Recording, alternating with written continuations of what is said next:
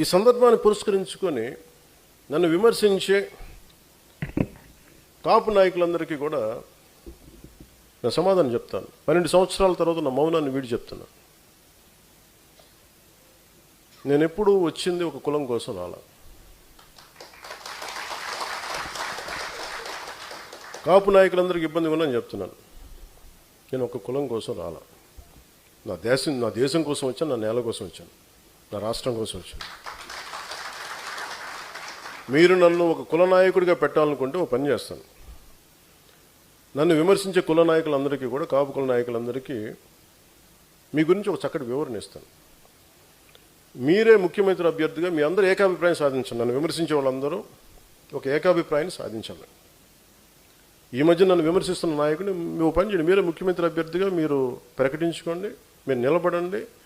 సంపూర్ణంగా మీ వెంట ఉండే ఎంతమంది కుల సభ్యులు ఉంటారో వాళ్ళందరితో మీరు ముఖ్యమంత్రి అయిపోయిన సంతోషం. నేను కూడా మీకు కంగ్రాచులేట్ నోట్ పంపిస్తాను. మీరు ముఖ్యమంత్రి నా మీద కూడా కేసులు పెట్టుకోండి. గతంలో వీడు ఇలా చేశాడని చెప్పి ఇబ్బంది లేదు నాకు. విమర్శించే కాపు నాయకులు కూడా నేను ఒకటే చెప్తున్నాను. మాట్లాడితే రంగా గారిని పట్టుకొస్తారు.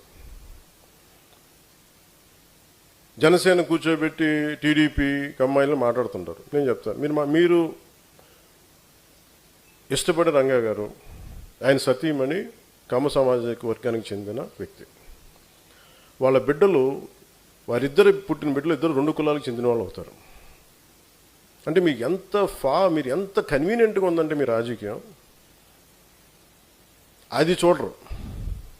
ఆయన బతికున్నప్పుడేమో వైసీపీలో ఉన్న నాయకులందరూ కానీ ఇక్కడున్న నాయకులందరూ కూడా ఆయన బతికున్నప్పుడు ఒక్కళ్ళు మాట్లాడాలి ఆయన గురించి. చనిపోగానే ఈరోజు అందరికీ కోపాలు వచ్చేసి, ఎందుకంటే మరి ఏం కూర్చోబెట్టి నా మీద పడ్డారు. నేను ఎప్పుడు కులం ప్రస్తావన తీసుకుని నేను ఎప్పుడు రాలేదు.